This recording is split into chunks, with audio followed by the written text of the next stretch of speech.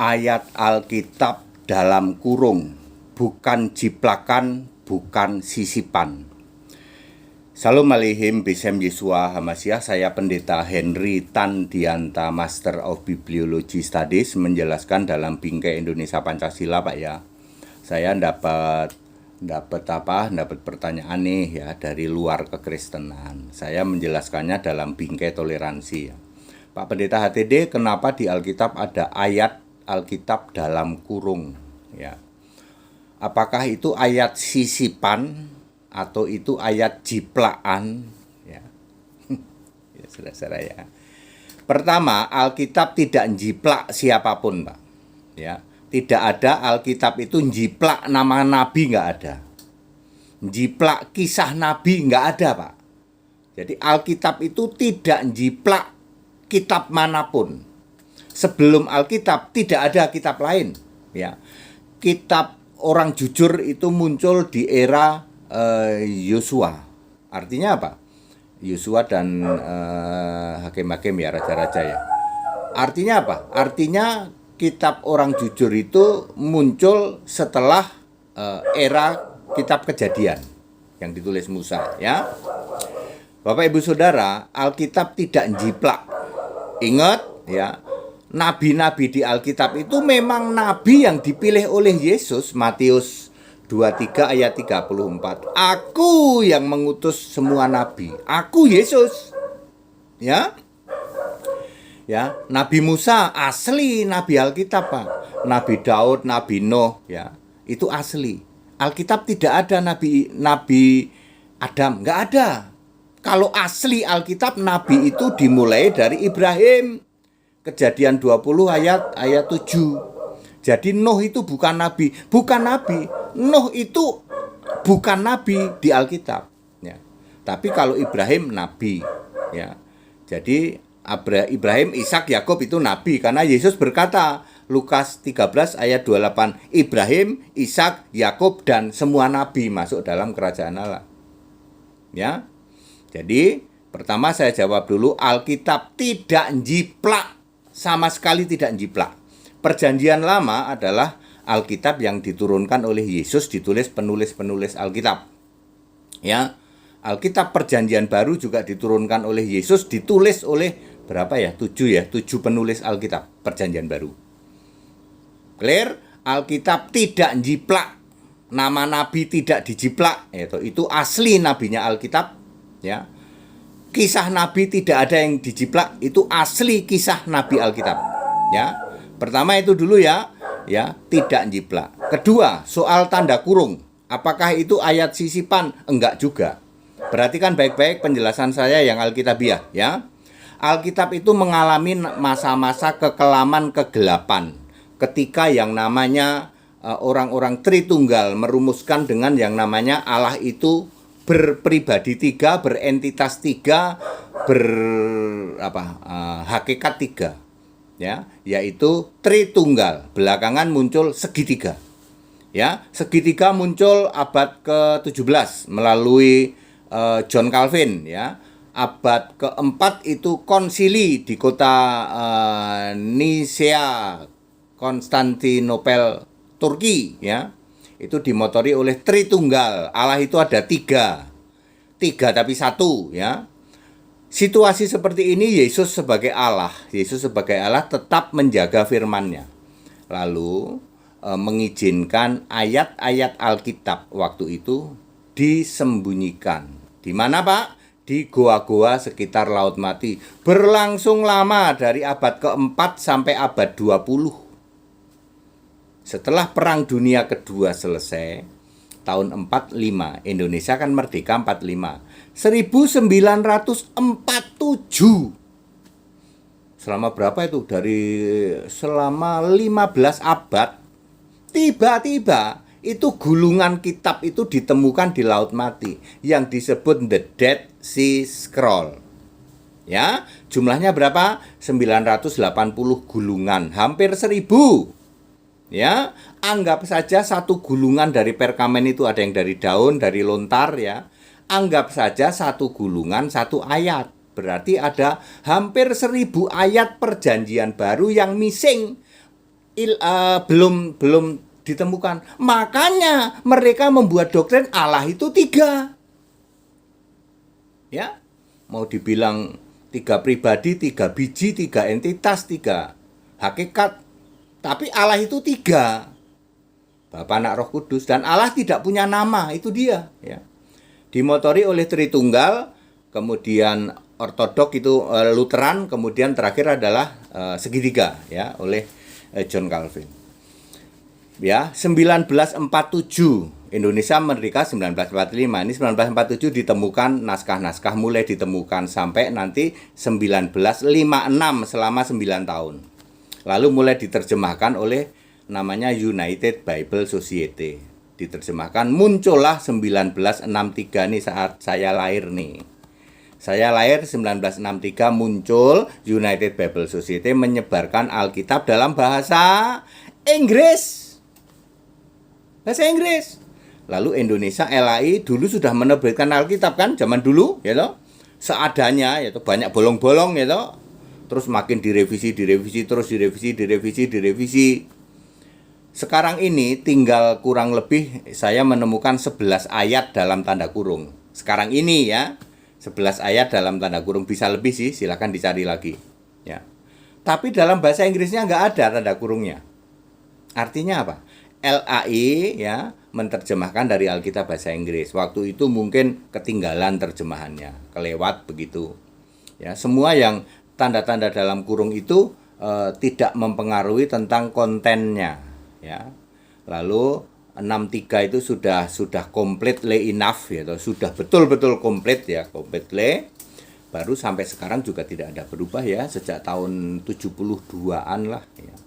Alkitab sudah firm seperti itu, seperti yang kita bisa baca di dalam secara digital ya, secara aplikasi Alkitab tuh ya, yang warnanya hijau, backgroundnya hijau itu ya. Jadi clear Bapak Ibu Saudara, tidak usah Anda mengolok-olok ya.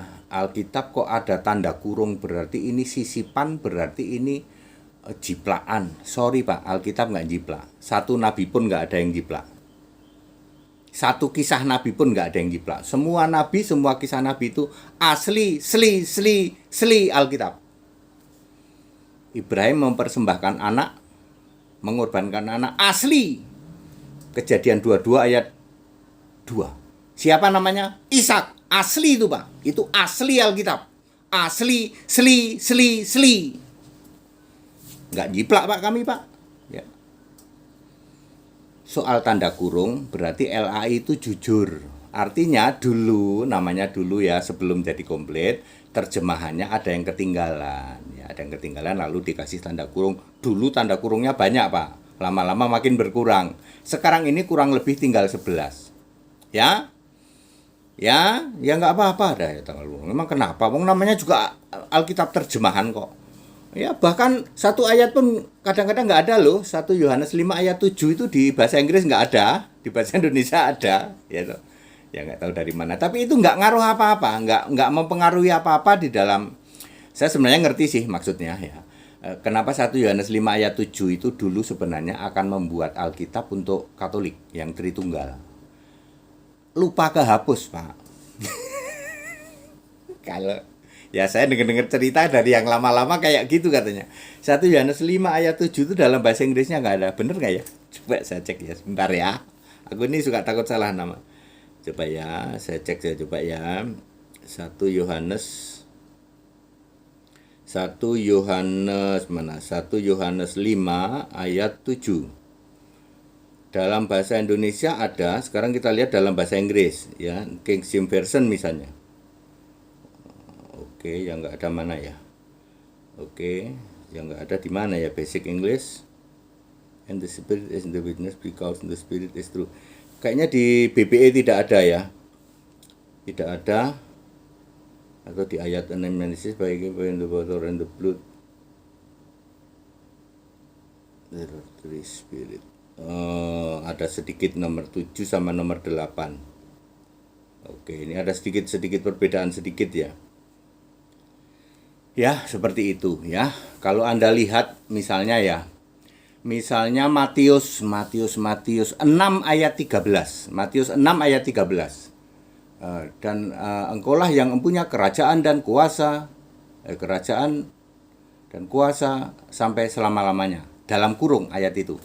Matius 6 ayat 13 itu ayat dalam kurung. Bener nggak? Saya cek dulu ya. Matius 6 ayat 13. Kata-katanya begini. Iya betul. Karena engkaulah yang mempunyai kerajaan dan kuasa dan kemuliaan sampai selama-lamanya. Amin. Matius 6 ayat 13. Ada tanda kurungnya. Kita cek pakai bahasa Inggris. King James Version. Nggak ada itu. Ya. Nggak ada pakai tanda kurung. Kita cek lagi misalnya American Standard. Tidak ada. Ya. From the evil ada tanda kurung one. The evil one itu maksudnya iblis. Terus Basic English New Translation juga tidak ada ya. Contoh lain misalnya Matius 17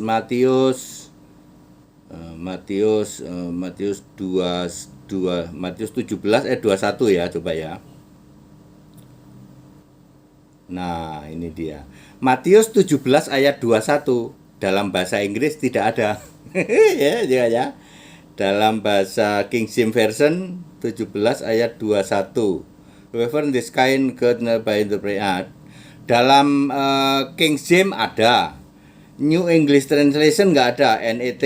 NET-nya MT ya. Sekarang Basic English. Basic English-nya MT ya. Dalam terjemahan bahasa Indonesia. Bahasa Indonesia ayat 21, jenis ini tidak dapat diusir kecuali dengan berdoa dan puasa.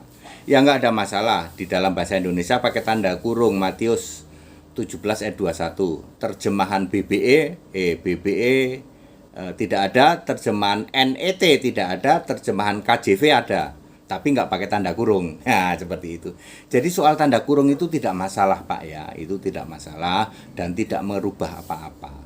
Ya, yang jelas itu bukan ayat jiplaan atau ayat sisipan, bukan. Ya, itu karena sumber-sumber lain ya menulis seperti itu lalu diadopsi oleh lokal ya, Alkitab LAI mungkin menganggap penting ayat ini lalu dimasukkan ya. Sementara BBE nggak ada, New English Translation nggak ada, KJV ada tapi nggak pakai tanda kurung. Nah, jadi Pak ya, saudara-saudaraku di luar kekristenan ya, Anda nggak usahlah mengolok-olok hanya soal tanda kurung lalu menuduh-nuduh itu ayat sisipan, ayat jiplaan atau mungkin menjiplak dari sana sini. Tak kasih tahu Pak ya, Alkitab itu tidak jiplak. Tidak ada satupun jiplaan. Sebelum Alkitab tidak pernah ada kitab lain. Pak, kitab agama X katanya. Ya silahkan, tapi itu dia tidak ada kitab suci ya. Itu cuman nggak tahu mungkin kitab doang nggak pakai suci ya. Kalau Alkitab menulis kitab doang nggak pakai suci. Wahyu 20 ayat 12 ya. Kalau Anda mengolok-olok ya, ayat dalam kurung gitu, ala ayat jiplaan dan sisipan, apa masih layak Alkitab disebut kitab suci? Masih mending Pak, Alkitab nggak jiplak Pak. Maksudnya Pak HTD? Ya, Anda ini mengolok-olok nih ada ayat Alkitab dalam tanda kurung. Ya, masih mending Pak, Alkitab tidak jiplak. Nancep langsung Pak, nggak ada itu jiplak nama nabi, nggak ada. Jadi Nabi Musa itu nama asli Alkitab. Daud Alkitab asli. Ya namanya si Musa itu Moses ya toh. Daud itu David, kemudian apalagi misalnya Yunus ya Yunus. Siapa lagi Salomo ya, Sulaiman itu Salomo. Abraham itu ya Abraham, sama Ishak itu Ishak ya, sama Yakub itu Jacob ya. Seperti itu ya. Musa Moses, kemudian Nuh itu Noah, kemudian Adam, kemudian siapa lagi? Seperti itu. Tapi diterjemahkan dalam bahasa Indonesia itu terjemahan asli dari sumber asli, tidak jiplak. Ya. Jadi ya meskipun diolok-olok ya loh, ya namanya mengolok-olok itu kan karena orang nggak paham. Alkitab ada ayat tanda kurung, itu ayat jiplaan sama ayat sisipan kan. Masih mending Pak, kami nggak jiplak. Maksudnya Pak TD? Kita Indonesia, kita Pancasila, toleransi saja ya, toleransi saja, saling menghargai, saling menghormati ya. Kalau dalam kehidupan sehari-hari kita mendapati kenyataan, lu kok keimanan kita tidak sama, ya nggak apa-apa, toh kisah ya, hidup bersama-sama. Ya, saling menghargai, saling menghormati. Penjelasan seperti ini hanya Anda dapatkan dari Suhu HTD. Di luar sana nggak ada yang bisa jelasin seperti itu, dan ini benar Alkitabiah. Ya, segala hormat kemuliaan untuk Yesus Kristus, satu-satunya Allah yang benar. Haleluya, amin.